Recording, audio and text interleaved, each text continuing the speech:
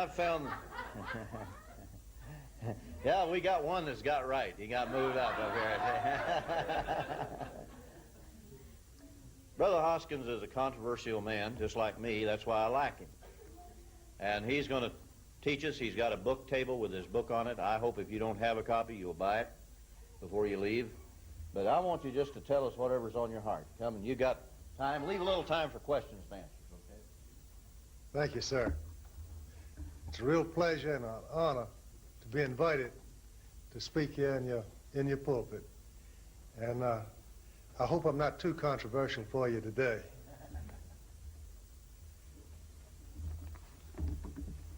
He speaks pure English. I want you to notice that. You don't come from Jersey.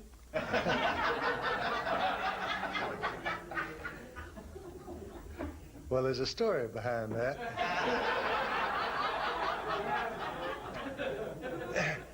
And it's all part of our history, so I might as well start off by telling you our story. I'm half English and half Scot. And in the rising of 1715 and the rising of 1745, the Scot prisoners came to Virginia with chains around their necks. The Duncans did, and a whole lot of my ancestors did. One of my granddaddies came down to Yorktown with a chain around his neck, and he was offloaded there. And his cousin was the governor of the state, and he got word to his cousin that he was down there as a slave, and so his cousin bought his indenture, 7-year indenture. You see, you are only allowed to enslave a child of Israel for 7 years. It's the law. Not 8, 7. And so after 7 years, you were free. But these Scots were a different breed of cat. They were poor people, real poor. And up there on these mountains, up there... Yes, sir. Up there in the mountains of Scotland, they didn't have a whole lot of money, and they lived in these clans, and the clan chiefs, everybody's kin. And since he didn't have a lot of money to do for his people, what he did, he tried to give them the best education he could. So the clan chieftain sent all over the world and brought in the best teachers they could possibly find. And it wasn't any trick at all to see a little old Scottish boy, skinny boy up on one of those cloudy hillsides where it's damp and everything among the sheep, shepherd.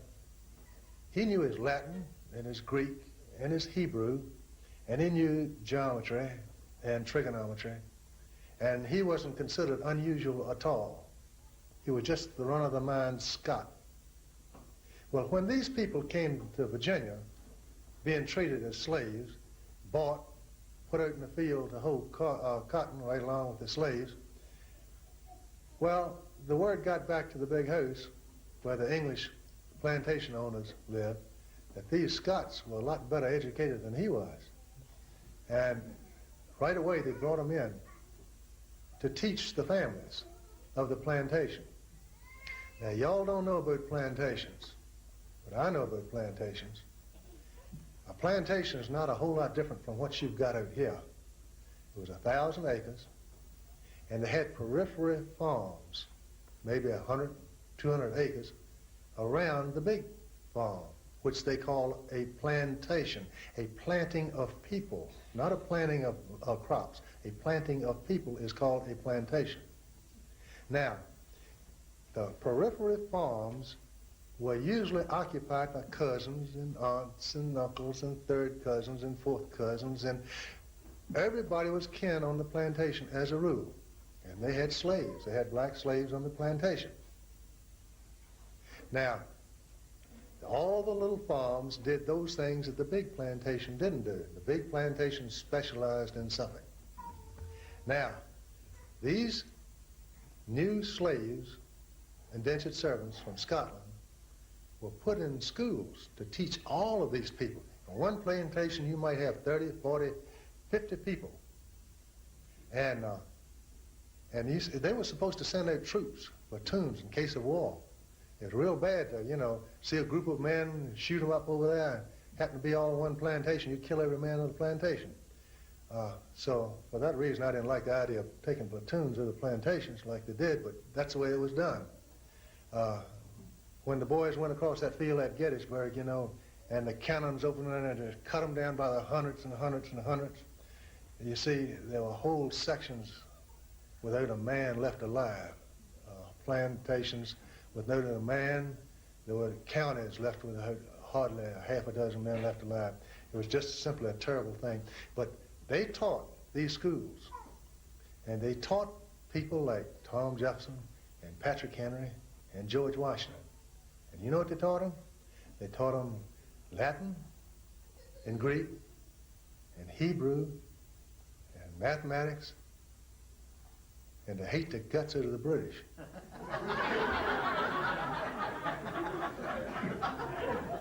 They also taught them to say, there's a mouse about the house, and there's no doubt about it.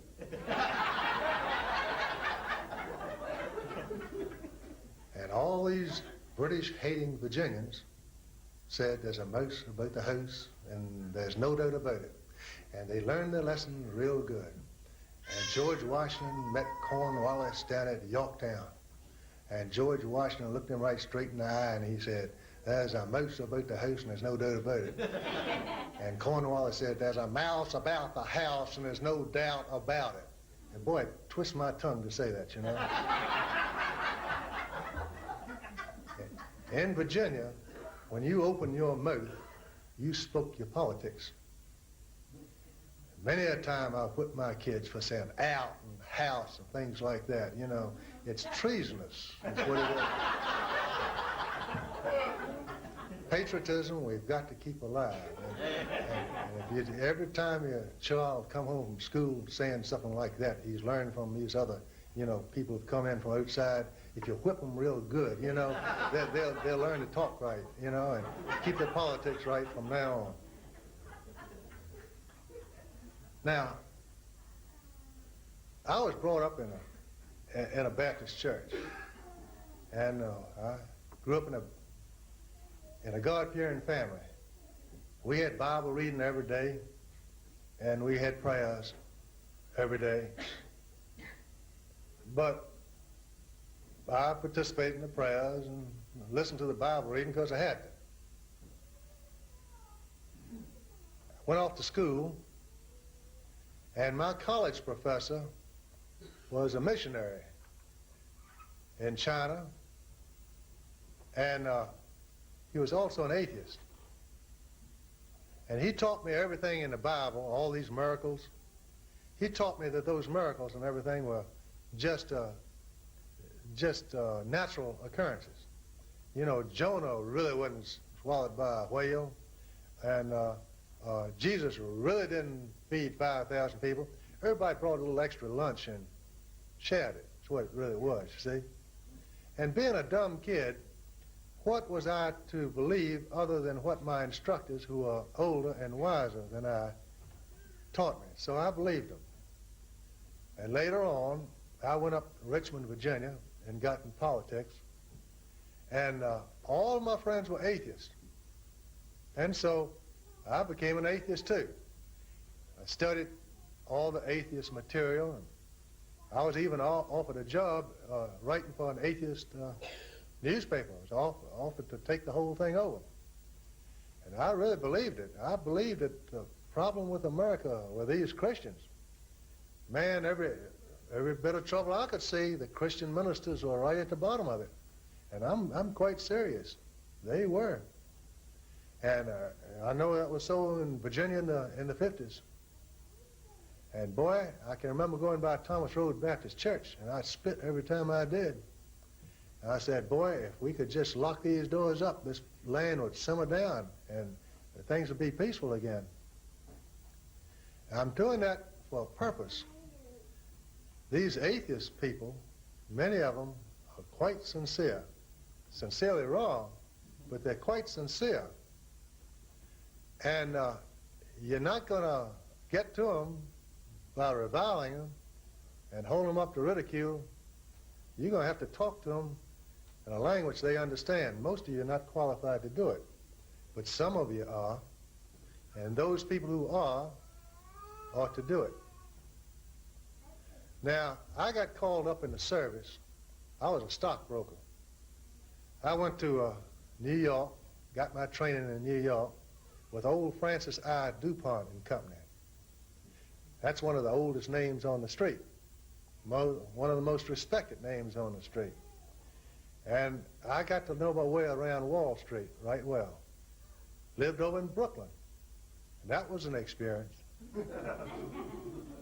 6 weeks I lived over there before I knew what those people were talking about. Almost starved. Hot dog, they understood that. But, you know, past hot dog, you know, coffee and hot dog, I got just about all I could handle, hot dogs and coffee. After about 6 months, I learned what they were saying, and they learned what I was saying because I stopped at the same place, you know, each day.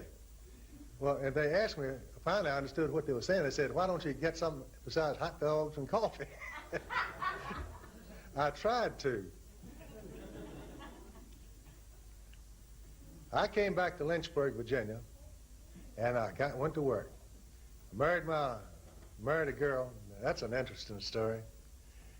Sometime I got a little time, I'd like to go into that. And we started a family, had 2 children. And I started doing real well in the brokerage business. And one day I got a telegram. Now, I'd served my time in the service in the Korean War. And I was 32 years old. I'd served in the Richmond Light Infantry Blues. And I'd done my time. And then one day I got a telegram. And it says, greetings. And I said, what do you mean, greetings? It said, they invited me to come back into the Army, that they were building up a couple of divisions. Now, you've heard of these IBM mistakes? I was one of them. And they called me back in the service, and, oh, I had a wonderful time with wonderful people from Kentucky in this division. And, oh, I just had a terrific time, but I got back and my business was gone. And they had ruined it. We had had a crash of 62. It was just simply terrible. And I worked hard trying to make a living for my wife and 2 children. And I just could hardly make ends meet. And I'd work 12 hours a day and have just enough to put food on the table and pay the rent. And we didn't have very much. And I lived in you think stockbrokers got $1 million, all of them. But I'll tell you, one little stockbroker didn't. And we had trouble getting food on the table. And I'd worked so hard, and I couldn't bring in any money. And one day, something happened to me that unless it has happened to you, you just don't know what it's all about. And remember, this is old tough Dick Hoskins. I used to fight in the ring. I used to know about knife fighting. I can fence. I can handle a sword real well. You'd be surprised. I was taught that. My dad had taught me. I've taught my kids that. You see, if you can handle a sword, you can handle a knife. And it's very important to be able to handle these things because you don't know when you'll go to war. Not in our family. It seems like every generation that comes by, we're caught up in one war or another. And we've lost an awful lot of people in these wars that we've been fighting. Well, my mind gave away. They call it a nervous breakdown. Now, I'd fight a man just as soon as I look at him. But one day, somebody asked me a simple question, and boy, everything just felt like it collapsed right into my shoes. And I couldn't think my way through the question. And tears rolled down my face, and I guess it was an hour before I could stop crying. And I couldn't, as long as I could handle a situation, or it had an answer. But people would come and ask me a question that had no answer. When am I going to get my stock certificates? I'm not in control of that. Or what time will you have a certain meeting that I wasn't in charge of? So my total time at work dwindled to 20 minutes a day. I could work 20 minutes a day, and then somebody would ask what time it was, and I didn't have a watch on, and I couldn't tell them what time it was, and boy, off I'd go. I got to the point I couldn't sweep floors. Now, how are you going to make a living when living wasn't easy to make in the first place, when you've had a nervous breakdown. Now, I used to have absolutely no sympathy at all with anybody like this. No sympathy. And here I was. And things got real bad. And I remember how bad it really got. It got so bad that we had enough money left that if I sold the furniture in the house, it might have lasted us 2 weeks. You see, I couldn't work. And the money was just gradually going out. You see, I always have to have a nest egg because I was a salesman. And the nest egg was getting smaller and smaller and smaller. And my wife and I, we really didn't get along. We really didn't. She was going to argue with me about the time of day, about anything. She was going to argue with me about it. And I just couldn't handle that. And so I'd spend a lot of time drinking. I became an alcoholic. And how does a person become an alcoholic? Well, has to be some ex-drunks in the congregation. I never saw a congregation this side that didn't have at least 10 or 15 ex-drunks in it. Well, I used to just drink with the boys, just a beer. You see, my mother didn't believe in it at all. I don't think I ever had a drop to drink of anything until I was 18, 19 years old. And only time I ever really drank, you know, with the boys, and then it would be 2 or 3. Or if things got real bad at work, you know, maybe 3 or 4 on that day. Otherwise, I wouldn't touch it, understand? Never during a working week, just until weekends. But if I had a good day, you know, at work, what's the harm in celebrating a little bit? Or if I had something special I wanted to celebrate, you know, 3 or 4 beers. I can remember the time I drove by the Cavalier where I drank just beer. No hard liquor or anything, just beer. And I drove by the Cavalier because I had an appointment to make at a certain time. And my nerves screamed at me and said, Dick Hoskins, turn that car around and go back. And I knew I'd been had. And it made no difference at all, my knowledge. I had been had. I had to turn that car around and be late for my appointment and go back and have my usual 4 or 5 beers and then drive off again. Well, I was an alcoholic, drinking, and my nerves had given away. Hey, nobody starts drinking to become an alcoholic, you know. Nobody starts it to be an alcoholic. Nobody. And then it suddenly occurred to me that this was the end of the road. Now, old Dick Hoskins, I've done a lot of things in my lifetime, but this was it. And my logic told me this was it. We were running out of time. And I was thinking about taking my .45 and blowing my brains out. And I said, I'll tell you what I'm going to do. I don't believe there is a God, but I know some of the people I really respect, like Robert E. Lee and George Washington. They were Christians and believed in this God fellow. And I know Stonewall Jackson did. Now, I can't say I believe in him because I don't. But I'll tell you what I'm going to do. I'll make a bargain with you if there is such a thing as a God somewhere.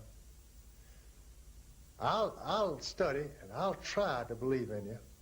And I'll even go to church on Sunday. You see, now that last part, an atheist wouldn't be caught dead in the church, see? And to me, that was the ultimate sacrifice. It really was. And I didn't hear any bells ringing and no chimes, but I'd given my word, you see. Even while being an atheist, I was a Virginia gentleman, and if I told you something, that was so. That's the way it is with most of the people around that part of the country. Your word's your bond. So I got into Scripture, and I started studying. And one thing it said was, you're supposed to make up with all your enemies. Good Lord! You know, that's coming down heavy, you know? And I made a list down this side of the page, and I divided it in 2, and down that side of the page, and then going over to a 3rd page, 2nd page, you know? And I had to go by and make up with all those people. But, that was awful. But I got through it. And another place it says you're supposed to tell other people. Oh, that was hard. All these years I've been saying, you know, there's no God. Anybody who puts their trust in a God's a fool, a jackass. And I had to go say I put my trust in God, you know. Man, oh man. Well, then I started going to church. And I figured, you're either atheist or you're Christian. I didn't know they had all these different breeds of Christians, see? I didn't know anything. And I'd go to this church this Sunday, and I'd go to that church that Sunday, and I wondered, I said, gee whiz, are these people all teaching out of the same book? And, I'd go to another church and I'd teach something else. I went to the Catholic churches. I even went to some of the colored churches around town. And no, none of them taught the same thing. And they had one crazy fellow in Lynchburg called Jerry Falwell. And nobody go to his church. I mean, really, that's the way it is in Lynchburg. You don't go to Jerry Falwell's church. A lot of people go there, but they're not from Lynchburg. I like Louisville. Yeah. So, after a year after I had turned my life over to the Lord, I said, I'll go out there and see what that fool's talking about. So I went out there, and he read a whole lot out of the Bible. Well, you see, that's what I was doing, see? And that really rang a bell with me, because I found that all these preachers were saying different things. But every time I went back to that Bible, or somebody would read from it, they always seemed to say the same thing, you see? And I like that, you see? Especially where it said, I'm the Lord, yesterday, today, and forever, And that rang a bell with me. And he read an awful lot of that Bible. Well, I like that. And then he had all these speakers, like Oliver Green. Most of y'all are too young to remember. People like Oliver Green, John Rice. Oh, man, we had some crackerjack speakers. And during that time, you see, I was trying to come out. And I would lay there. I would tell you about the day I stopped thinking. Now, y'all think this is nothing. But to me, it was a big day. For years and years and years, I would think. I had my mind on something all the time. And there was never a time I didn't have my mind on something. And every time I tried to put my mind in neutral and think of anything and nothing, my mind would start going round and round, so I'd stop it. And I'd start thinking about something. Even if it was looking at the trees, seeing how pretty they were, or something like that. But I can remember the day I had my mind made up. I thought about it a whole week. And I went out in the front yard, and I sat in my green rocking chair, and I put my arms on the handles of my chair, and I held them like that. And I said, okay, this is the day. I've been waiting for a whole week. And I stopped thinking. And my head started going round and round and round and faster and faster and faster and faster, and it slowed down and it slowed down and it slowed down and it stood still. And I'd landed. And I got up, and nothing had happened, nothing was broken. My fingers felt all right. And right now I can sit still and not think of a thing. And it's the greatest feeling in the whole world. That's real freedom, I've made my mind up, I haven't thought much since that time. Matter of fact, anybody who goes around thinking when they don't have to is a real fool, They're just going to get themselves in trouble. And matter of fact, somebody's going to come by and tell them what to do if they stay there in the middle of the street. Hey, get out of the street, You'll find it works that way. And read your Bible. It'll tell you what to do. You won't have to do it yourself and make a mistake in the process. But I want to go on because I've got some real interesting things to say. I really got in that Bible, and I read a place in that Bible that says, you're supposed to continue on, and whatever place the Lord finds you, you're supposed to go on there, because that's your thing. You're an expert in that field. Grab that ball and run with it. Everybody's trying to escape and go someplace else because it's always green on the other side. I wanted to quit and do anything other than be a stockbroker. But said, go on, do it. So I went ahead and business started picking up a little bit, and that's when that tithing bit came into. Jerry Falwell kept talking about tithing this, tithing thing. I told you he was sort of a jackass to start off with, and kept harping, said I had to quit drinking and all that stuff. None of his business. The Bible didn't say anything I had to quit drinking. I couldn't find it. At least I hadn't ran across it yet, There's the time I sat over in that pew there, you know, 3 sheets to the wind. He's sitting up there a whole sermon, meddling in my life, but drinking. That's all he could talk about. It seemed like, you know, whatever it was that I was hung up on, and he was hung up on too.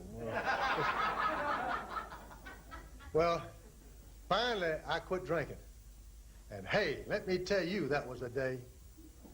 I don't have time to get into that, but man, that was the day I quit drinking. It was January 1st, 1966. It was 10 o'clock in the morning. It was up in Washington, D.C. I was up at Spotlight, but I haven't got time right now. If I got time later on, I'll come back to that. But this study, my thing was stock market. And I kept running across this thing dealing with usury. Usury this, usury that, usury the other. And what's usury? Oh, that's excess interest. That's what it is, excess interest. I ain't charging anybody excess interest. I didn't even know what they're talking about, see? So I went on. And I went to another place, and they kept talking about interest. Everywhere I'd go in the Bible, talking about interest. And you see, I got a learning disability. And I learned real slow. And so I take notes. And I'll tell you, every time I mention interest, I take a note on it. And I ran across whole pages, you know, the things about interest. I said, Lord must have had something on his mind to, you know, mention this many times. And then it finally hit me that, hey, he was talking to me, you know, that I wasn't supposed to do it. Well, now, I was paying on a house. And in 1973, I had one good year. And I had enough money to pay the house off. Or else I could take the money. Now, I had a 5 or 6% loan. I could take that money and put it in a surefire thing. It would pay 10%, see?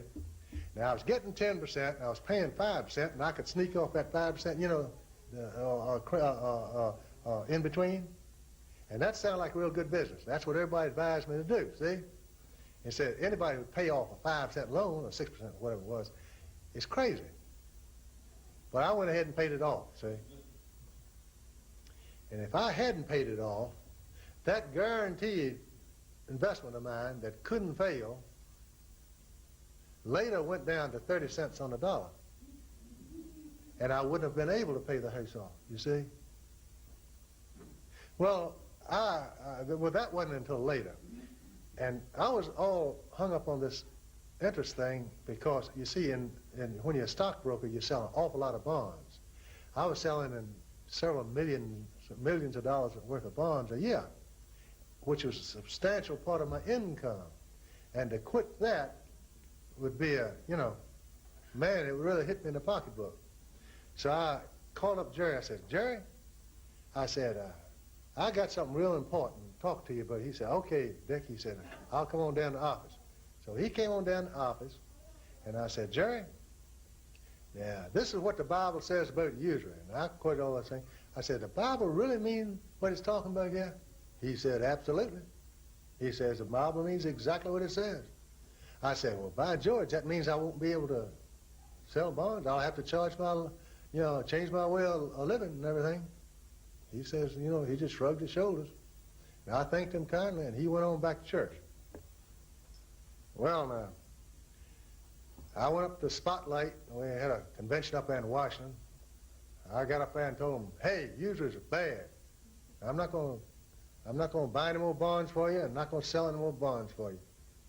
And that's the way it is, see. Made a public profession right there. I didn't know of another stockbroker anywhere in the country that did it at that time. I got back to Lynchburg, and I read in the newspaper where Jerry Falwell had just sold off $20 million worth of bonds. I said, what? I thought sauce for the goose was sauce for the gander, you know? I said, now, hey. And then I read about that thing in a book called Stumbling Block. You know, if you make somebody do something bad, you become a stumbling block, and you are entitled to the same punishments as that person who does the thing is going to get. And I started thinking, oh, Jerry, you got yourself in a one tight spot. Because he was telling a lot of Christians across the United States to buy his bonds and receive interest. And that was just too bad. But anyway, up at this Spotlight Convention, we held a meeting after it was all over, and they asked a lot of questions. And I told them I'd write a book, and so they could get the book. And I figured I'd have it done 3 or 4 weeks, however long it took it to write a book. And for 5 long, miserable years, I wrote a book called War Cycles, Peace Cycles, And finally, after 5 years, I came out with that book. Now, I had a problem in writing this book, and it's a critical problem. It was to me, because I was quoting the law about usury, owe no man anything but love, and all these things. And I'd get people to proof the book. And they would proof the book, and they'd look at me in the face and laugh. And he says, that's great for Jews. They said, well, it's got nothing to do with us, you see. Only the Jews go by the law. We live by grace. And if one person told me that, a whole bunch of people told me that. Now, that made me real mad, but getting mad doesn't change anything. And I knew I was missing something somewhere.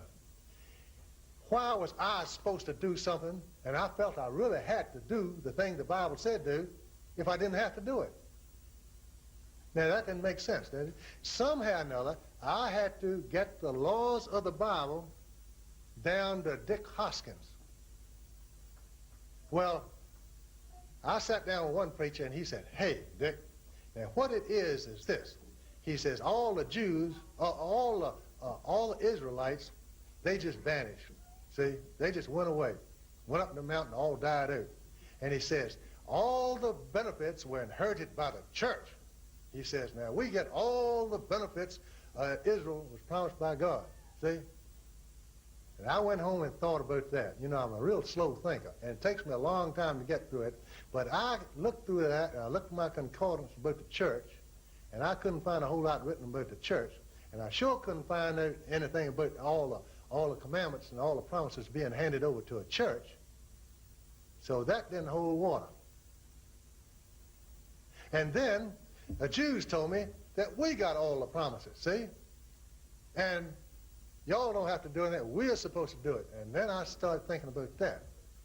Well, if there's any group of people in the world that I don't want to be associated with and who don't go by the law and do such certain terrible things, it certainly is the Jews that I know in Lynchburg, Virginia.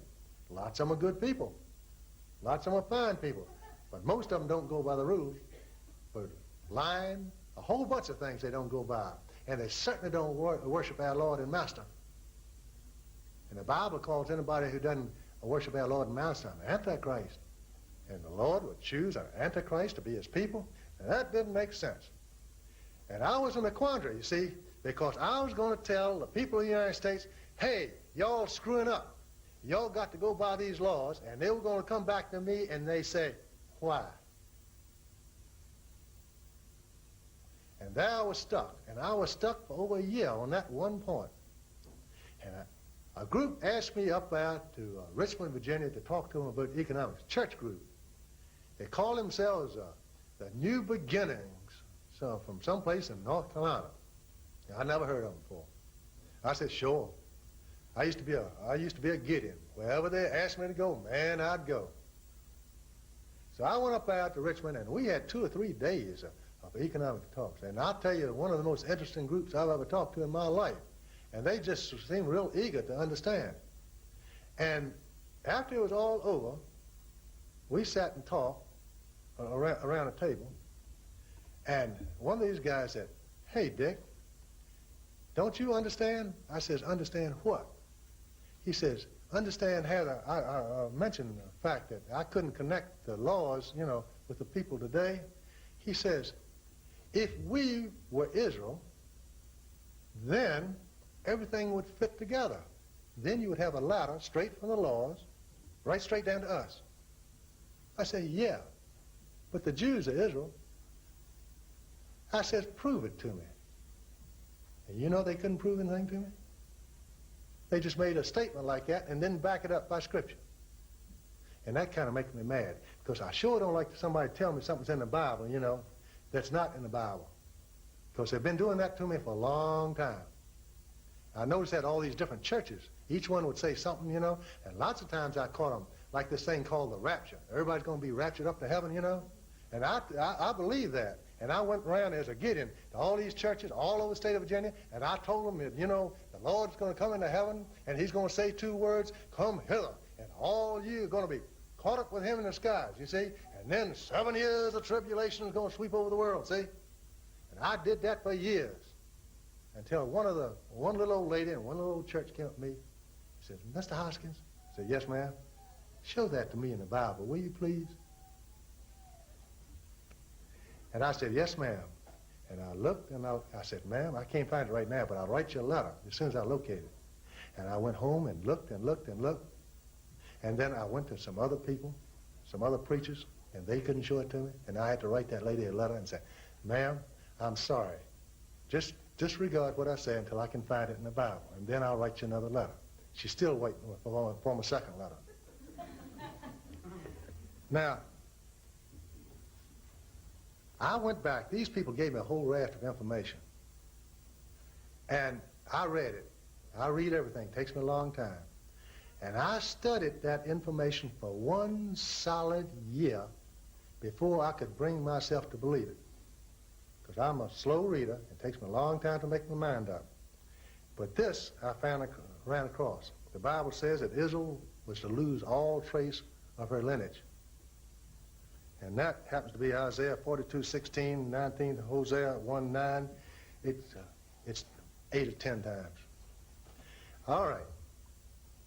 You can go in a bookstore and find books on the Jews, on the Soviets, on the Chinese, on the blacks, and what one group of people you can't find a history book on of our race, huh? Us. You can't find a book on us. I wrote one long time ago called Our Nordic Race, which was a very abbreviated thing just because none of the people in Virginia had any concept of where they'd come from, and that was absolutely incomplete. We have no book, we have no history of our lineage. It stops. We know we're descended from the Vikings. We know we come from the Normans, the Saxons. We know these things, but where do they come from? We have no idea. We'll lose all sake of our trace of our lineage. Number 2, Israel is to be called the sons of God. That's Hosea 1:10-11. Now, we are the only race in the world called sons of God. There is no race in the world other than us who are called the sons of God. And we have always been called the sons of God. You know what the word Israel means? To rule for God, to rule as God. That's what the word Israel means. We are called Christians. We are to change our names and to have a new name.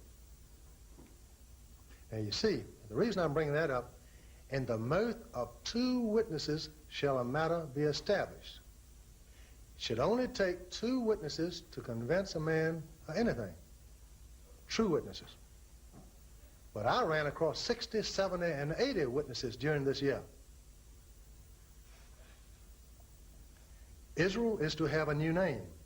Well, we have a new name. Isaiah 62:2, 65:15, Hosea 2:17. Israel is to have a new language. Chinese speak Chinese. They always have.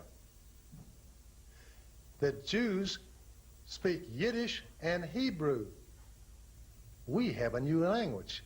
It's called English and German, or wherever you happen to be. Israel is to be a nation and a host of nations. How many nations are there?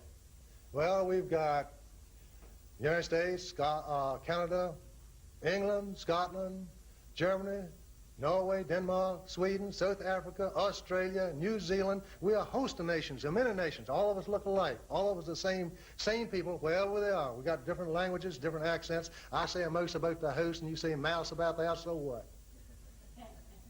We are all the same people with a new language. He told Isaac, my people will bear your name.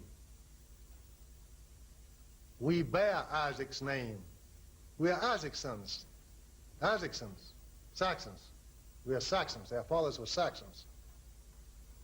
We bear Isaac's name. I can go down a list of over 60 of these proofs, but it's not necessary. Israel is to carry the gospel into all the world. We've done that. You shall be as many as the leaves on the trees. We are as many as the leaves of the trees. The Jews are few in number. You shall be a blessing to all the people in the world. Somebody gets in trouble. Do the Jews come to help them? Do the Chinese come to help them? Do the Soviets come to help them? No, we are Johnny on the spot with food and bandages to patch them up. Israel never to be defeated. We have never been defeated. Our people have never been defeated since we were taken out as slaves. So, if the law is handed to Israel, O Israel, only you have I loved among all the nations of the earth. I will place my law in your hearts. Ye will be my people. I will be your God. I deal in stocks and bonds. Lots of my customers never set foot in a church. They don't lie. They don't cheat. They don't steal. If you're in trouble, they're there when you need them. They are the bulwark of the community, and they don't say holy roller holy Joe phrases. They don't spout the Bible, but they are true blue. They got the law in their hearts. And I have never seen a village, a little mountain hamlet back up in the mountains of Virginia, doesn't have a church. And on some of those mountains back in Virginia, you don't come off those mountains easy. You got to go 30 miles going all back up in the road, all these hollows and everything. People go up there and they raise families up there, and people have been down 3 and 4 times in a lifetime. They marry and they live up there, and you go up there, and they might have a Bible and they might have not. It doesn't make any difference. They know the law as much as you do, and why do they? They got the law in their hearts. If you took every Bible here in the United States and tore it up and got rid of every Bible, we'd have the law with us at all times, anywhere we'd go. O Israel, my people. Now we see through a mirror darkly, then face to face.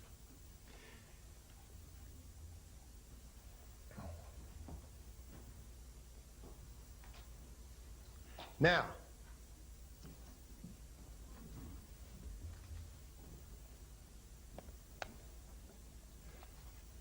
we were taken out and we were scattered. We were taken out and we were scattered into what is now Syria. It used to be northern Babylon. Northern Babylon is 2 nations, but 1 nation. And the northern part was Assyria, and the southern part was Babylon, but it was 1 nation. Sometimes Babylon ruled, sometimes Assyria ruled, but it was all considered Babylon. The northern 10 tribes were taken out in 721 BC, and they were taken to the northern part. That's to the eastern part of Turkey. Now, if we landed down in Jamestown in 1607, and it took us 200 years to get all the way to the west coast, how far do you reckon those Israelites could travel in the 721 years before Jesus Christ was born? They could go a long way, couldn't they? And they did go a long way. They went all over the world at that time. And Christianity came with the birth of Jesus Christ. And that was the big deal. And there was just one religion all over at that time. The Arabs believed in Christianity. The Jews at that time, well, there weren't any Jews. They had been exterminated. Now, I want to just touch on that real briefly, because right now, you can't talk about money without talking about Jews. You can't talk about money without talking about Arabs. And in order to talk about either one, you have to talk about the religions of these people, the Arabs and the religion of the Jews. When our people were taken out of Judah, the land was virtually vacant. It was inhabited by a number of different tribes that came in there who adopted the language, adopted the religion of the old people of Israel. But they had a hang-up about that thing. And here's the hang-up. They would not accept the overlordship of Israel.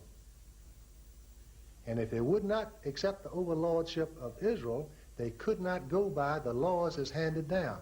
And so they started having interpretations of those laws.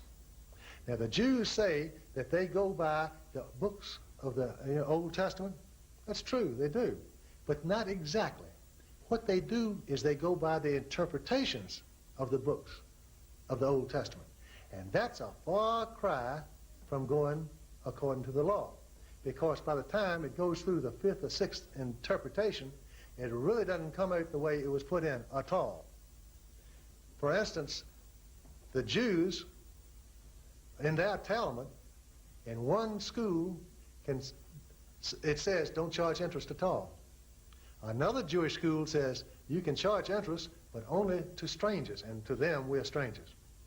Another interpretation says you can charge it to strangers and people who don't live close to you, who are strangers. That means every other Jew.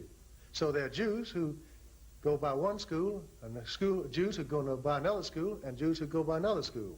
All right, you have a separate religion building, and that's called Judaism. We have the law of Christianity. Interest is absolutely forbidden. And then, later on, we have this Mohammedan religion. And where did that thing come from? These Mohammedans, these Arabs, came from the Arabian Peninsula originally. They would not take the overlordship of Israel. They had a prophet called Muhammad who said that the Arabs, or anyone who took his version or his interpretation of the Bible, they were to rule. Okay. You have three separate religions going all at the same time. That Arabic religion said, no, you can't use interest. They also said, you're supposed to conquer the world. And that's where we start running into it. Now, all of these things I'm talking about are all coming together today. And it's come together in this land. Christianity, as I said before, was the big cheese. The Arabs broke away in about 500. Our big centers were Jerusalem, Alexandria, Rome, Antioch. And we had churches broken down. We had the beginning of the fusses that come right down today. The difference between the Baptist church and the Catholic church, the Presbyterians versus the Episcopacy, where the priests should elect each other. Priests should elect priests, or whether the rules should be from the people up, like it is in this church. All these fusses started a long time ago back there, and for a very good reason.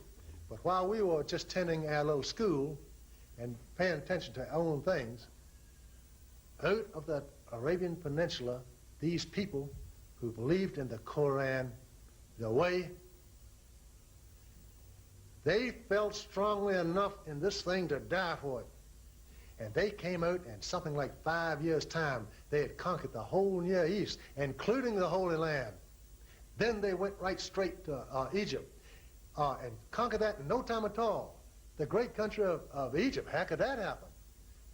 People in Constantinople, and that was the biggest city in the world, had never heard of an Arab. What the dickens is an Arab? And all of a sudden, these people came howling out of the countryside. And they were knocking on the doors of Constantinople before they even knew that there was a problem anywhere. And you know what it was like? They had these drums, these big round drums mounted on each side of the saddle. And they would start this low drumming noise, boom, boom, boom, boom, boom, boom, boom, boom, boom, boom, boom, boom. And in the distance, it would sound like thunder. And it would get closer and closer, the this thunder would get closer and closer and closer, and then all of a sudden, as far as the eye would see, the skylines would be black with the Arab or the Mohammedans, and shouting their cries of Allah and so forth. And all of a sudden, we had a big problem. And who went to fight them? Well, our granddaddies did. Our granddaddies living in France, who furnished most of the crusaders. Our granddaddies who were living in Scotland and England and Germany. Now, let me tell you how our granddaddies were trained. When he reached the age of 15 years old, where his bones were strong and weren't growing much, they took a young man. It made no difference whether he was a farmer or of noble birth. They all went through the same basic training. They would take a youngster, and they would give him a blunt sword, and they would give him a chopping block, and they would put a shield in his left hand and a chopping sword in his right hand. And he'd have to go to work on that chopping block. He would swing and cut. Now the sword, the shield wasn't just used to ward off blows. That's true, it did. But this edge of the shield was sharp. You cut and you cut and you cut and you cut. You cut and you cut. And if you've done that for 10 minutes time, the shaking of your arm would be extremely painful. But can you imagine doing that 2 hours at a training session? 2 hours at a training session, 10-minute break, 2 hours at a training session, 2-hour break, 2 more hours. And then you mix that thing up with all the rest of the training. Our granddaddies were trained by the time they were 19 years old to be hard as nails. And when they put on their armor and everything, you didn't have a cream puff under all that armor.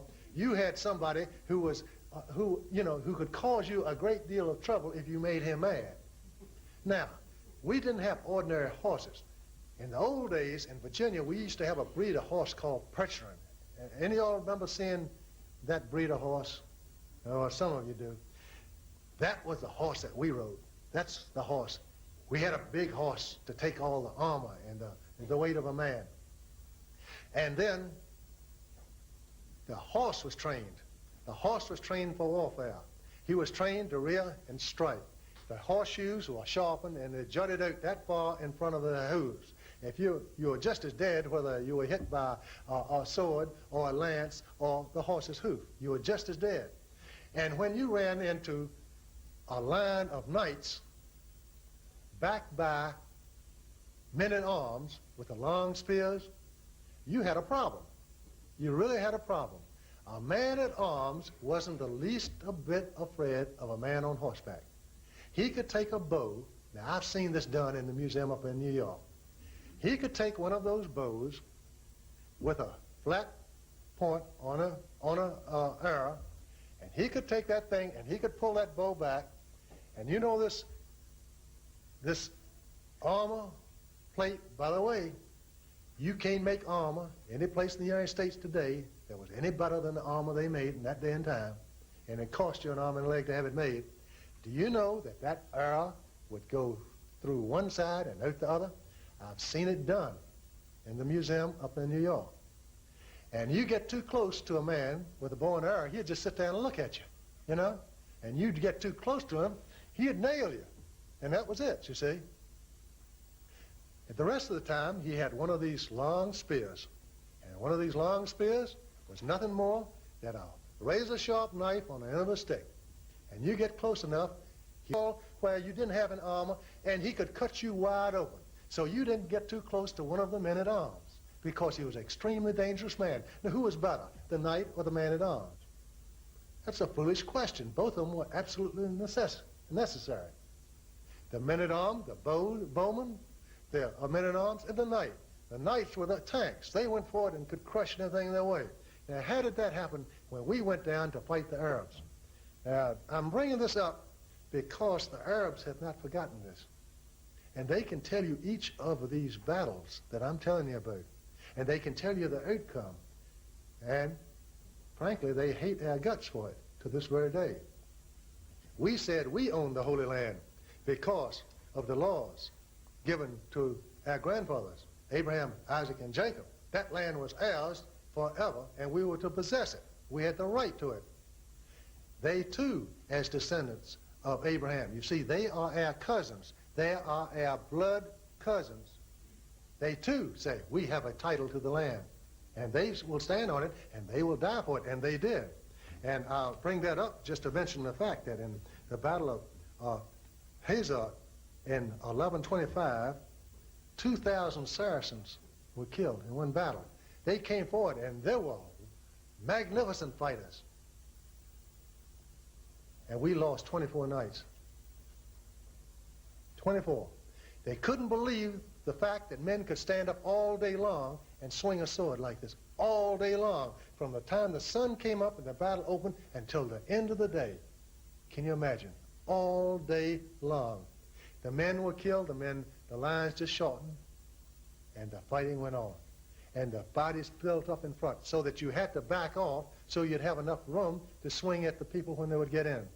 2,000, and we lost 24. In the Battle of Jaffa in 1191, 700 Turks were lost. We lost 2 knights. Odds of 10 to 1 and 20 to 1 were not unusual at all with our grandfathers. Hey, these are our grandfathers.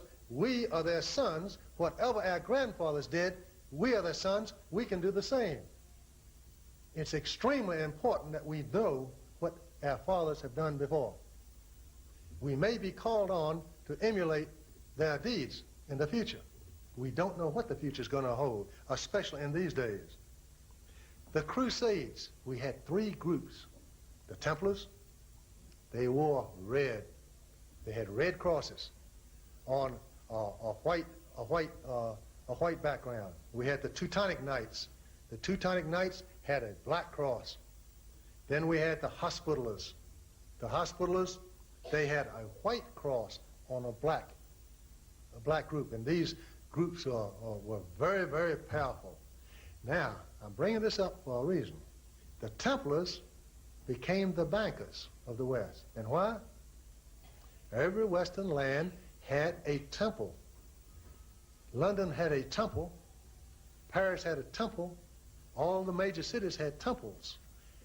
They had Templar knights.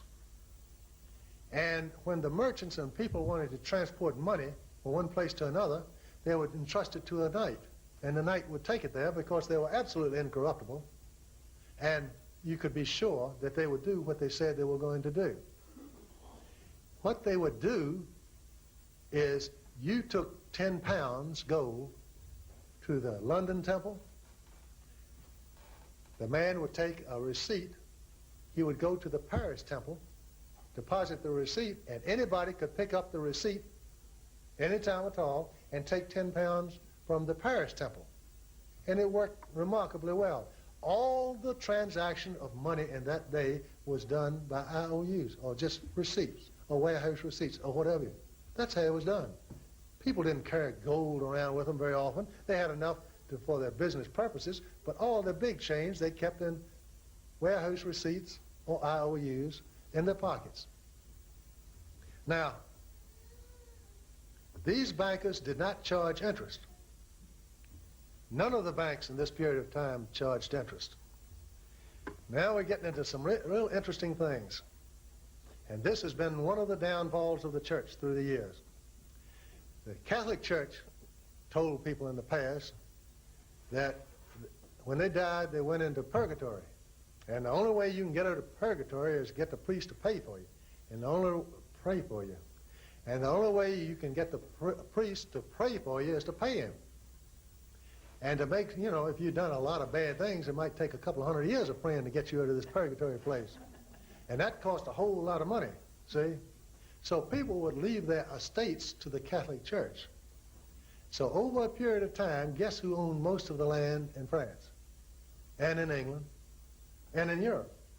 It was the church. The Templars went to wage war for the cross. Everyone wanted to help the Templars any way they could, to raise money for armor, munitions, and so forth. They, too, would donate lands and money to the temple, to the Templars. Guess what organization was the wealthiest organization in the world? Probably even wealthier than the Catholic Church. The Templars. Well, now, we have a little problem, and this is the problem. If my memory serves right, in 1105, the Jews were banished from England, or maybe it was 1106. A few years later, they were banished from France. They took all their money with them, all the floating supply of money. France in particular was left with no money. And all of a sudden, France found herself desperate. The king had no money to pay anyone with, and so the king had to have money. And the Catholic Church was a little bit mad at the Templars. And they were mad at the Templars because the Temple owned all the land that the Catholic Church would like to have had. So the Pope and the King of France made a deal. They would go after the Templars. So the Pope excommunicated all Templars, said they'd committed witchcraft. There was some sort of trial held, a real kangaroo trial. Witchcraft, they'd committed usury. No, that's one thing they didn't accuse them of. But they'd done everything else under the sun. The king got the money. The Roman Catholic Church got the land. And that was the fair trade. They tortured the leader of the Templars, a fine man. They tortured him until he confessed. And they stood him up before all the people to confess to all these crimes against God and that he had done this and done that and the other. And he got up before them and said, I recant anything I've said. I have committed no crime against God. I have committed no crime against the church. And I am being falsely accused. And they took him and they burned him at the stake. His name was Demolay. The Catholics still have some sort of organization they call Demolay to this very day. But the Masons? Right. Well, I guess it must be the Templar Masons that have that. And to this very day, now that's the person that they remember to this day. He was an exceptional person. I wanted to bring the part of the Templars being the bankers, because when that happened, the Templars were no longer the bankers. It went over to private bankers, and they were regulated by the church, and no one was allowed to charge interest or to receive interest in any of their transactions from that time forth. And this was mostly held true, or swayed. This was mostly true throughout this whole region of Europe. It was also true among the Arab lands. There were certain places they charged interest, but most Arab lands did not charge interest. It was considered immoral. How can you lend someone $10 and expect him to repay 11 if there's only $10 in existence?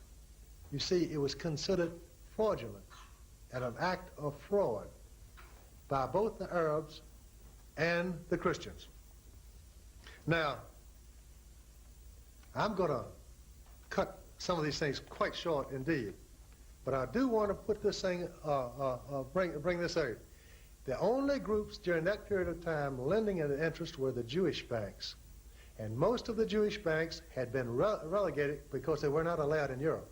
They had been relegated to places like Poland, where even the Jews were not allowed to lend at interest, and Russia, where they were allowed to lend at interest. Romania and Hungary, those lands. As the generations passed, the prohibitions against allowing usury or allowing Jews into the land, because when you said the word in those days, usury, you thought the word Jew. Or if a person did something bad like lend at usury, you'd call him a Jew. That meant you lent at usury. The word usury and Jew were inexchangeable. The Jews established their operation gradually in Europe, mostly through Spain. There in Spain, they pretended to be Christians while practicing their ancient religion. They were called Moranos. The Arabs who pretended to be Christians were called Morescos. when it was found out that the Morescos were practicing the religion of Allah, the Mohammedan religion, they were driven out of Spain. And then it was said they were all gone. But it turns up, 100 years later, they had a great revolt of these Morescos. They were again banished from Spain. Now, in southern Italy, we have a problem to this very day, the problem of Morescos. The Saracens landed in Sicily. The Crusaders went down and conquered Sicily. These Saracens promised that if they were allowed to exist and not be killed, they would accept the Christian religion. Okay, A1. So they became Christians. Later on, they went back with other conquerors into the southern part of Italy. Now, these are dark-skinned people. They're a different race altogether. Sons of Abraham, true, as we are, but they're a different race altogether. Claiming to be Catholics, speaking with a Saracen accent, which they speak to this very day, and claiming to be a Roman Catholic. And constantly the charge of Moresco is being thrown at them in Spain. So in Spain, you are in Italy. So in Italy, you have two groups of people. You have the southern Italians and you have the northern Italians. And the suspicion always in Italy is that the southern Italians may be Morescos.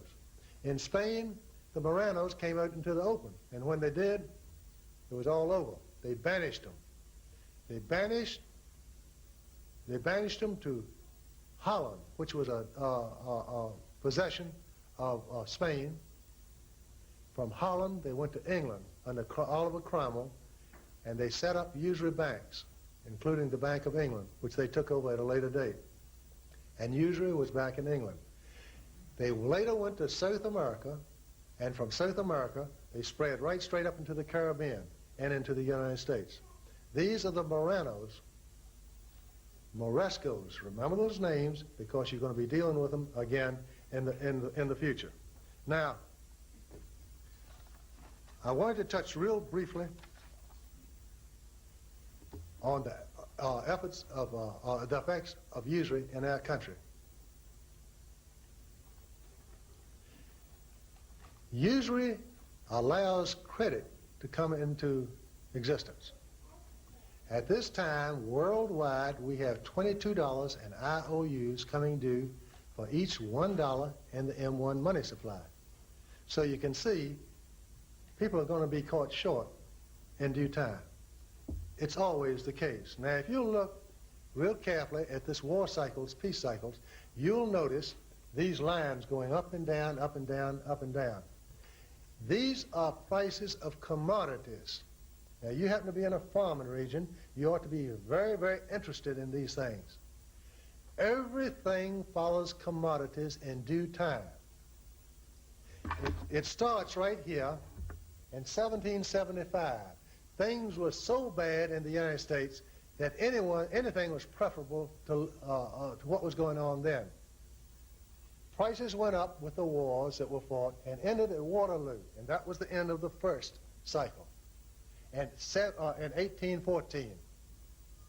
Then commodities turned down and went down until 1832. That's when I told you before. As it says right in the book, land prices went down to maybe $5 or $10 an acre. 9/10 of all mercantile business had stopped. Everything was at a standstill. Then prices started up again when the war cycle started. They went up until 1864 when land prices were bringing $800, $900, and $1,000 an acre.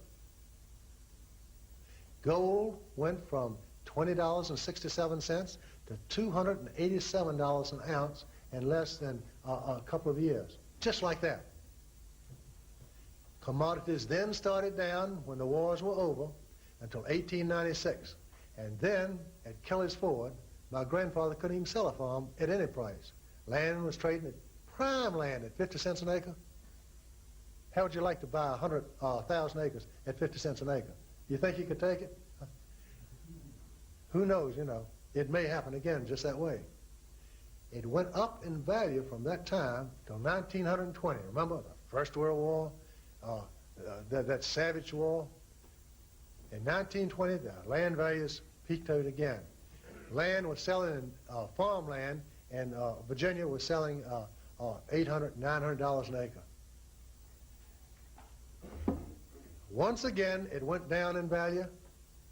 Remember, 1929, the stock market didn't stop going down until 1929, but commodity prices started down in 1920, 9 full years before. The reason for that is that as commodity prices go down, a manufacturer can buy his commodities cheap, make his end product, whatever it is, widgets, and sell them even at a discount and make more money than he's ever done before. And that's why during the period of time after the peaks, that's when manufacturers make their most money. They are showing tremendous profits, certain industries right now. The reason being is they can buy commodities so cheap. Commodities peaked in commodity prices went up from 1932 till 1980 and have already declined halfway, much lower than you see them down here. When the book was published, they were down that far. Already they're down halfway. Farmers and commodity producers are receiving half what they got in 1980. And what's the stock market doing? Boom, see? Manufacturers can buy commodities cheaper, make their products and sell them at a discount and still make more money than they ever had before. But it doesn't last. It always ends in a crash. It always has before, it always again. Your houses in Virginia in 1932, these plantations in the Charlottesville region, how many of y'all ever been to Charlottesville? Well, you know the bluegrass, that is wonderful country around there. You could get an antebellum home built before the war, the Revolution, before the Revolution, and 1,000 acres of land, 1932, for $15,000. I've seen, now this is a fact. I know about money. I know about my customers. I had a fellow come into my office who picked up 12,000 acres of land for 32 cents an acre. In 32, 33. He was a banker. I had another customer, Mr. Milner, who runs a company there in Lynchburg, who sold 6,000 acres of prime, his family did, of prime tobacco acreage, 6,000 acres of prime tobacco acreage. Well, I think it was 5,000 or 6,000 for $3,000, 50 cents an acre, that's what it was, 50 cents an acre. And of course, it'd be worth literally millions. But that's not the first time. That is the third or fourth time it has happened since the country has been founded. These cycles are precisely the same time after time after time. And we as Christians have no excuse not to profit by it. We know the Scripture. We know the law. It's been placed in our hearts, even if we don't read it in a Bible. Owe no man anything but love. We know that. You feel sort of self-conscious and funny when you owe money. And a man who doesn't owe any money and has just a little bit in the sock someplace will find people beating a path to his door when the time comes to spend it, because they need the money. They really do. You will find in Lynchburg, Virginia, that the wealthiest people at all had very little before the 1930s. And in the 1930s, the opportunities were anywhere, everywhere, for a person who had as little as $500.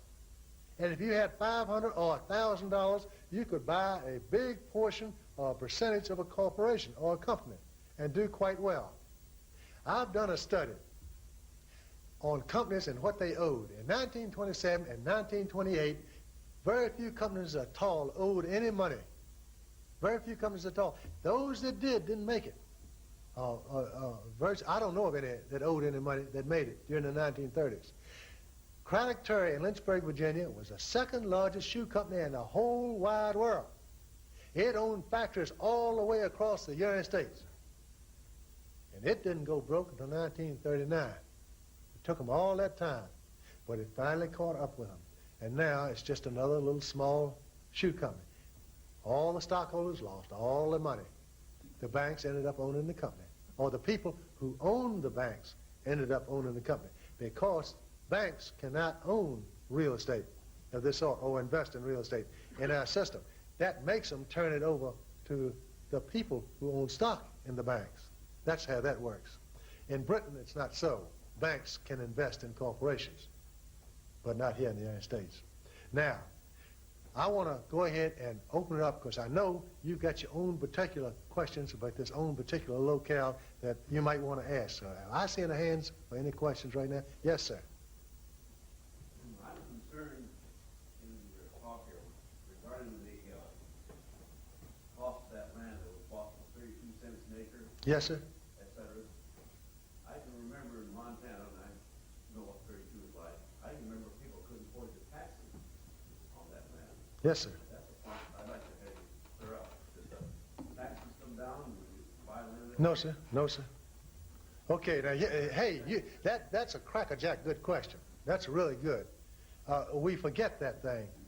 And I'm real glad you brought that up, because most land that trades hands in depressions is done merely on account of taxes. You see, expenses really don't come down for the counties during the bad times. They don't come down, and the last thing to come down is taxes. And most people lose their land just for taxes. And you had better have sufficient money to pay those taxes. Taxes will be reduced, but it takes a long time for them to come down. In the meantime, you could buy a piece of land and taxes will kill you, just literally kill you. And it doesn't seem like they're that high at that time. Case in point, across the river, we got a place called Madison Heights, named for President Madison. And there's a family over there had a grocery store called Whirling. And nobody had any money for groceries. But they would bring in the land that wasn't very good, and that was getting ready to be sold for taxes. So he would take all that stuff in, which was virtually worthless. He was doing people a service. And he ended up with a stack of paper behind his counter that you wouldn't believe in. I don't know how many thousand acres he owned of land in Madison Heights for groceries that's selling for $10,000 an acre. Now, it's when you buy. It's when you buy.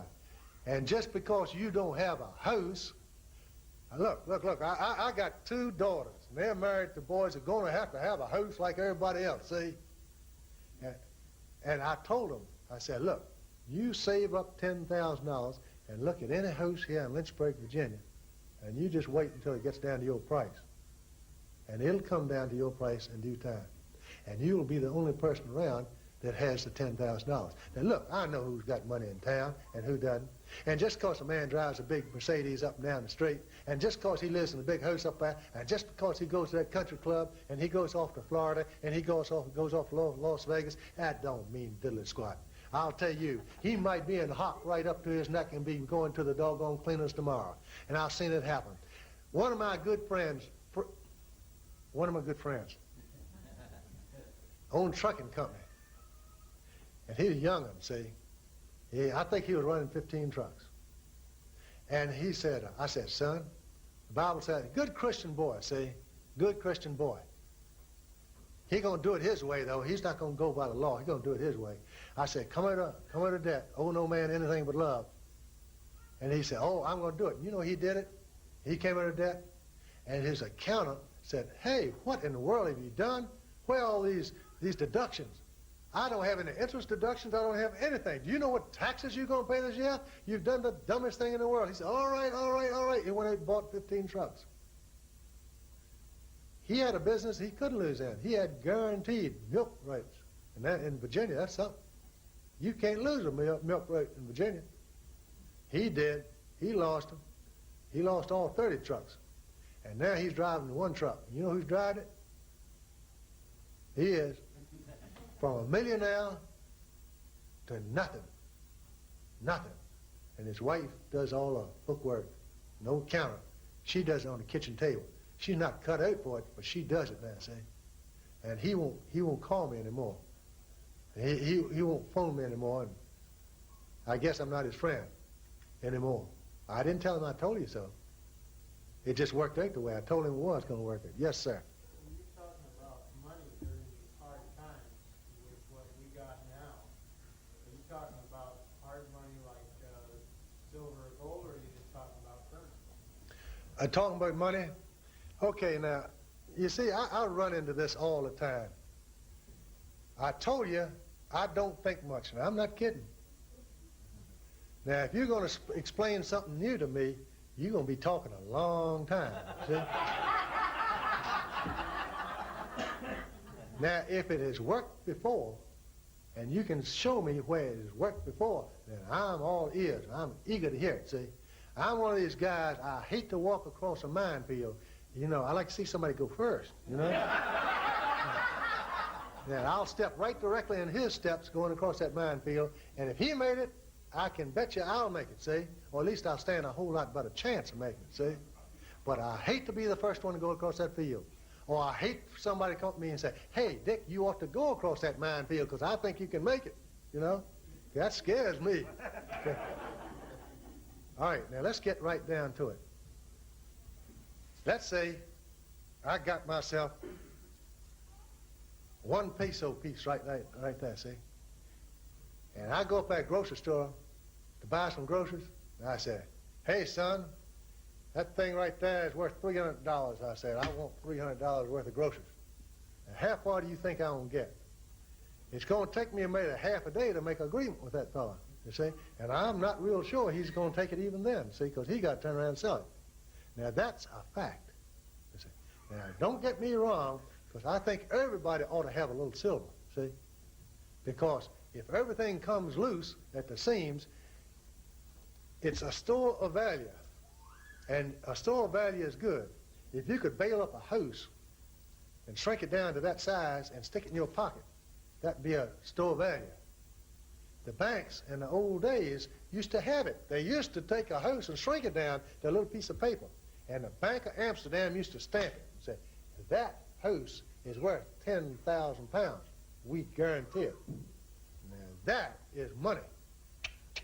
But you haven't got anybody to stamp your money or stamp a house or stamp a piece of land and saying that and going to guarantee it. Not this day and time. So what you have to do, you have to have what is legal tender. And the thing it's called legal tender is it's worthless, no good, no count, old, dirty, germy, green stuff, you see. It's not worth anything. But I noticed one thing. You know that big breeze blowing we had this morning? Any of y'all got chilled by it? Now, I saw snow blowing. I saw leaves blowing. Saw papers blowing. I looked at those papers real carefully, and none of them was green. See, somebody had gone through that and picked them all up there, see? So I like to hear all those stories about all that worthless stuff there, and I say, you know, I'm just waiting for the guy to throw it down on the floor. I'll fight the next guy for it, see, because I'm going to be on my hands and knees first, see, because I found that in spite of it being germy and worthless and green and belonging to the old private banking system, that's legal tender, according to the government of the United States. It's good to pay taxes on, good to pay all debts on, and it spends, see. No money system lasts. The day's going to come when that's going to be no good. I know that, and you know that.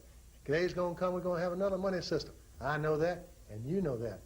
But in the meantime, let's see you buy groceries without this stuff, huh? So that's what we're dealing with. Now, silver, yeah, have some. Of course, that day might be sooner than we think. Now, I talked to your pastor here about issuing money. You've got the right to do it in a sovereign state. The sovereign state of Nebraska. All rights not delegated to the federal government by the Constitution belong to the states. It's your right as long as you think you're sovereign. If you don't think you're sovereign, and if you don't stand up on your hind legs and say you're sovereign, nobody's going to pay you any attention, see? But if you say, I'm sovereign, and this is money that I made, I said, got Nebraska's name on it, and we guarantee it. It's good for taxes here. Call it tax receipt, call it anything you want to call it. in the state, and you have a collapse like they had before, where you got no money, you better have some money fast, because the last time it turned out that the cities had to issue their own script, and states issued their own script, and factories issued their own script, redeemable in washing machines. Grocery stores issued their own script, redeemable in $10 worth of groceries, or whatever it was, and it was good money, wherever it was. And you better be there, Johnny on the spot, or else people are going to starve, and they starved in the 30s on account of they wouldn't take the doggone money system back from the private banks and print their own money in Washington like it should be. They act like white trash up there. Claire, if I had my say-so, I'd take a whip up and flog them all, you know, because they don't act like men. And why? The borrower is servant to the lender. Now look, we live by the law. If we don't live by the law, we're in trouble. And you better think by the law, because if you don't think by the law, you're thinking wrong. And sooner or later, you're going to get caught. And when you get caught, you can luck out a lot of times, but that time you get caught, it's going to be devastating. I know a guy in Lynchburg, Virginia. Now look, I know lots of them going broke. I don't tell you a guy who's successful. He owns a printing company there. And I told him 5 years ago, better get his debts paid off, you're going to have trouble. Ha, no, Dick. He says, I can double my business. So he bought a whole bunch of new machines. He doubled his business. And I said, hey, son, you better pay off your debts. I said, heck, I've doubled my business, and I can double it more. And not only that, you see that piece of land there, which I thought was worthless. He says, I happen to know something about that. And I borrowed another $100,000, $250,000 to buy that. He did. Factory moved in. That land's worth $5 or $6 million now. And by George, he's out there playing golf clubs, golf, and he's got his own airplane. He got 3 or 4 of those MGs. You know, he likes those MGs. And he's got memberships yet. Divorced his wife, got himself a new wife, got a whole new flock of kids, got the whole doggone work. See, he's got things going for him. See, he's out there playing golf with a banker, the president of the bank, just most every time. And you see, so far he hasn't been wrong. He don't believe anything I got to say. But the law says this: the borrower is servant to the lender. Does the government of the United States borrow money from the Federal Reserve banks, or do the Federal Reserve banks borrow money from the government? The government borrows money from the Federal Reserve banks. Therefore, according to law, not according to Dick Hoskins, according to law, the borrower is servant to the lender. Now, who is that congressman going to listen to? You or his boss? I mean, according to law. I don't care. You might have an opinion on it, see, and it might be different from what I'm thinking, but according to law, that man is servant to somebody else other than you. You see, it's a law. Okay, now got another question here? I hate to get carried away with those things, but I get all upset sometimes. Would you address the issue of the covenant? Our remedies, as you say, stood at the base of Mount Horeb when the commandments were given, and they said all that the Lord God has said we will do. How does that affect us? All the covenants are still in force. Nothing has been changed. The Lord said he's going to look after us. He said he would. He whipped his children right bad, see? And he said, I'll never treat you that way again. He said, I'll always see to it that you got food, see? I'll always see to it that you're well off. I'll see to it that nobody ever whips you. And we're not whipped yet, see? And he says, I want you to do this, and I want you to do that, and I want you to do other, see? Obey all the laws. And if you don't, I'm going to do this to you, and I'm going to do that to you, and I'm going to do the other to you, see? And then you better come back and do these things, or else I'm going to do this and that some more, see? And everything that's happening right now is the best possible thing that could ever happen to bring his people back to him. And it's going to get, nobody knows how to tighten that thing up like he does. I'll tell you, he knows your hurting point, and he knows right the right button, see? But not only for us as a people, not only for a church, but for a land, and individually, each one of you, each of me, he's got my tender spot right under his finger. Anytime he wants to push, not only my wife's got them, but he's got them too, you know? And, and everything's going to work out.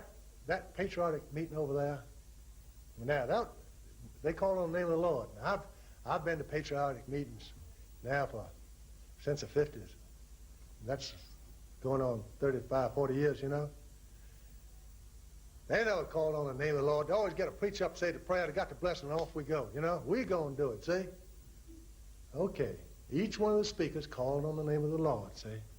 They called on the promises of the Lord. Down there in Georgia, they called on the promises of the Lord. 7-year forgiveness of debt, 50-year jubilee. They're calling on the Lord. In the beginning was the Word, and the Word was with God, and the Word was God. And what's God? God is the Word, the commandments, the laws, and the judgments. If you love me, obey my commandments.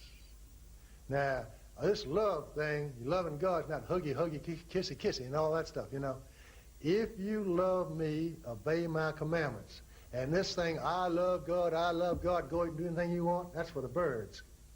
It's just not that way. People like that don't love God. There's only one way to love God. Obey my commandments. And he's quite specific what he wants from us. Got another question here? Yes, sir. Yeah, when we had the crash back in the 30s, see, we had the money, the currency in this country was actually backed by gold. The coins were silver. But this time, the Christ that we're looking forward to, we have money that has no backing other than the good word of this government. The coins don't have no silver in it, and our government is filled with lies to the people. Okay, now we get 2 or 3 questions now, so I'll just hit the first one, all right? Okay, in the last crash, the money was backed by gold. That's true, it was backed by gold. Now, there's an interesting thing. I did a survey about the number of times that money, hard money, has been in circulation in the United States, and it's been precious few years, total years, that has actually been in circulation. What always happens with our type of usury government, as the currency inflates, people hoard the money, and it goes out of circulation. Only time money is exchanged is at the very bottom of the depressions. That's the only time hard money comes out, at the very bottom of depressions. Hard money and usury don't work together. Usury allows these things, these booms and busts. Booms and busts. Now that's usury. You inflate the economy and you collapse the economy. Inflate it and collapse it. Now it really doesn't make any difference what the money is backed by. It doesn't make a hill of beans. You can back the money by peanuts or corn, soybeans, anything. It doesn't make any difference. Because until you reach the bottom of the depression, the money doesn't get down to the value of the thing that's supposed to be backing it. So practically speaking, you never use it until the bottom of the depression. And at the bottom of the depression, who cares? Because nobody's got anything at all. In the old days, we had tallies. Now, tally, by George, these are your granddaddies I'm talking about. King Henry was king of England, see? All his boys were riding off to the Crusades. They had to go down and whoop up on the Arabs or die, see? And they took up all the gold and silver they had to go with them so they could buy some food along the way, and lodging and whatever they had to buy. And they left the country with just no money at all. They didn't have anything to spend. Some smart guy said, "Hey, King, I got an idea how we can get some money." The king said, "How?" He says, "Go out and cut down a tree and chop it up in little pieces, about this long, about that wide. And what you do is you cut the amount on one side with a knife, and then you take a felt tip pen and you write the amount in on the other side, see? And then you split it right down the middle. Now, if you've ever split a piece of wood, you know the grain is such that you can only put it together one way. It has to be just that. It has to tally. Exactly right. Isn't that right? Okay. Have you ever heard of, bookkeepers tallying the books, make the books tally? Now, what are they doing? They're putting the two pieces of wood together. That's where the word comes from. It comes from these tallies, you see. And what they did, they would take one half of it and put it back here in the storeroom, or the treasury, and they'd spend it. They'd go and spend it for food, for salaries, for armaments to build a fort, and they would tax it back in again. And you had not gold, not peanuts, not corn. You had to come up with tallies, or else the king got real mad at you, and you didn't want that to happen. So all those tallies were always in demand.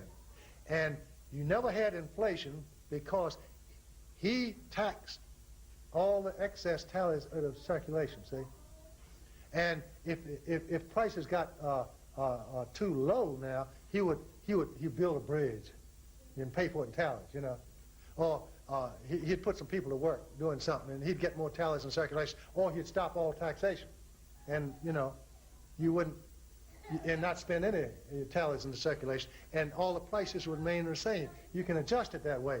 Now, Tom Jefferson and George Washington all had English wooden tallies stuck right in their belt when they went down to Jamestown, Williamsburg, to the House of Burgess. And when they went into an inn, they paid for it, usually either with Spanish silver dollars or gold pieces of 8, which that's another story there, or else they paid for it in wooden tallies. Now, the Spanish wouldn't take our wooden tallies, English wooden tallies, because they said it looked like wood to them. You do business with a Spanish, you better do it in silver, see? But with the Englishmen and Americans and different people around here, we did it with wooden tallies. Now, what we did one upswing on them. We took all the tallies together and ground it all up and made paper out of it, see? And we used to put Commonwealth State of Virginia on it, see? And we spent them in circulation in Virginia. Tally, see? That's a tally. We made it. It wasn't issued by some bank or borrowed into existence some bank. We made it, issued for salaries to the soldiers, for munitions, to build forts, build roads, and tax them into circulation again. Same thing, see? You don't need to have something like that taxed. You can only pay your taxes in English and Virginia tallies. Or Spanish silver, or wooden tallies, or, we take most anything in Virginia. Did the taxing of it give the value, the tally the value? The taxing of it gave it the value, but actually what really gave it its value is it was accepted by the people as money. If people will accept oak leaves, you're in business. Right. And all they got to say is legal tender, and stamp that on it, good for all. And then if you don't take it, you go to jail. And in France, during terror, they'd chop your head off. You wouldn't take that stuff. Still wouldn't take it because they did it by the bail and never taxed it. You got to get it out of circulation one way or another. Okay, we got another question? Yeah, here's one, I think. So there was no interest on the tally, and that's the reason the system works different than the way they're doing it with the Federal Reserve now? For a long time, there was no interest. And prices remained the same for 3 centuries in the Hanseatic League. The price of bread remained the same for 3 centuries.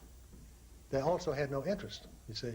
Once you get interest, you're going to get inflation, booms and busts as you inflate and deflate. And land values go up and down, commodities go up and down. But that's all a result of expanding and contracting through the use of credit and interest. Yeah, you're right. Any one last one? Right here. Right here. Yes, ma'am. I want to ask that if you have a little money to save, how would you advise saving it so you could buy this land when things went down? How would I save money? Is that what you're asking me? How would you save it? This is the way I save it. In my opinion, the government treasury bill, I know that they issued those things, the government issued those things at first. When this country was first started, they issued a treasury bill. A treasury bill is a tally. Now, I know they borrow, they take those treasury bills and they lend them, put them in the bank as security and so forth. But when you invest in that security, in that treasury bill, that's a direct obligation of the United States. They say they're going to pay off in this, you see. But that treasury bill itself is a tally. Now, I would take my money and I'll put it in treasury bills. And I think that thing, the government can always get money from hook or crook to pay those things off. They got the power to do it. I think that money will be around. I think that's the safest way to do it, or just fold it up and put it in your mattress, or find a Jewish bank. Now, if you got a Jewish bank, you see, the law says that you can lend to a stranger, you see, and get interest. So go ahead and lend it to him, as long as it looks like he's a, pretty solid bank. One of these shaky fly-by-night things I wouldn't trust too far. Fellow right here, red coat there. Yes, sir. As you travel around the country giving speeches, this last weekend, now was that the rule or was that an exception? Are you finding all kinds of problems of the ADL and the Organization of Christians and Jews trying to stop your message, or was this an exception, though? This was an exception. But you see, what you are trying to do is you are trying to stop the payment of the debts. And when you do that, you're hitting them right in the pocketbook. So they've got to come out and attack you. This is the first time you do. You see, what you've done, you've drawn them out. And this is the first time anybody has forced them to come out to attack you, because they're the only people who will attack you. You have forced them to expose themselves. So your message is being accepted then around the country? It's accepted by everyone who will listen. Anyone who hears it. Everybody agrees with it. In my book, War Cycles, Peace Cycles, I've gotten hundreds and hundreds of letters from people who say, hey, that's real nice. And I've gotten 2 that didn't like it. One wasn't even written to me, it was written to somebody else. And both of them were by, the very self-chosen people. I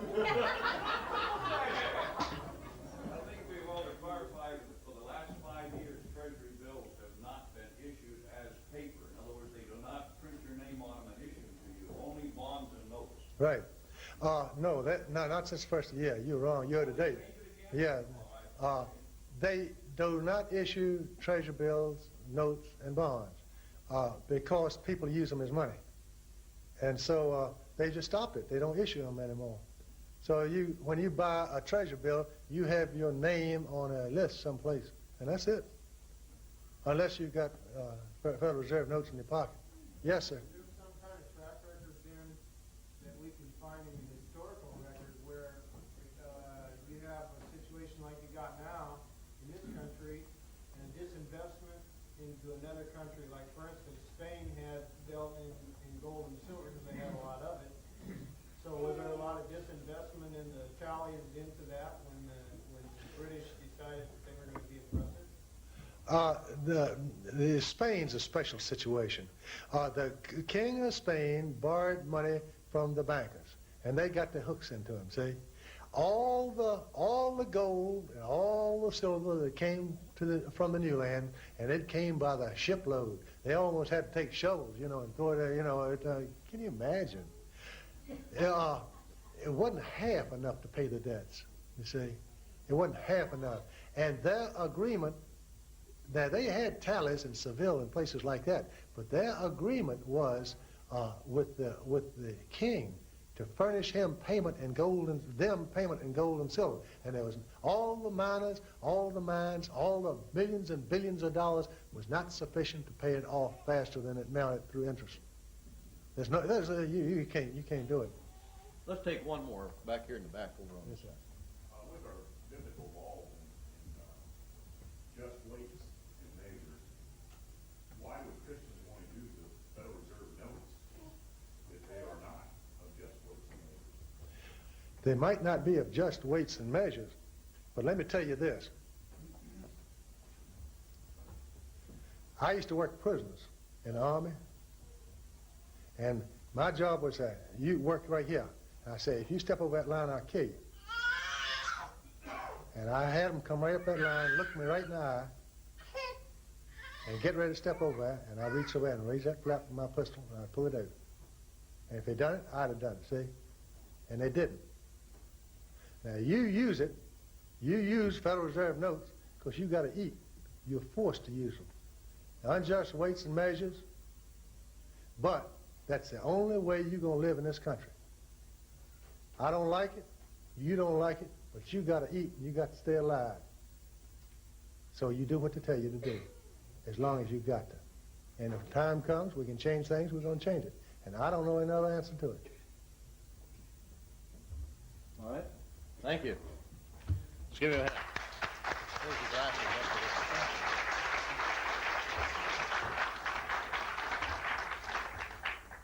Well, there are a few people that learn how to get away from Federal Reserve notes sometimes.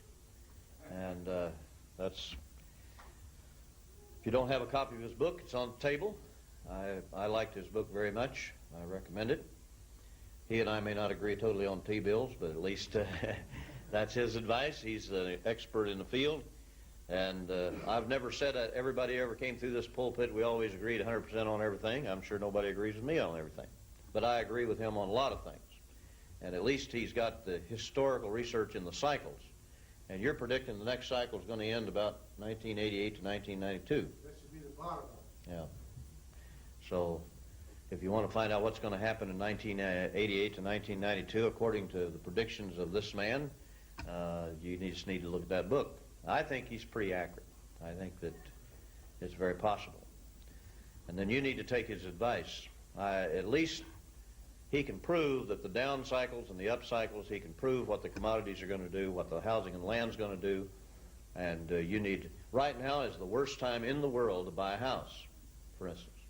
Yet a lot of people are buying houses today. People that are buying $70,000 houses today are going to have them foreclosed and put back on the market probably at $10,000 at some point.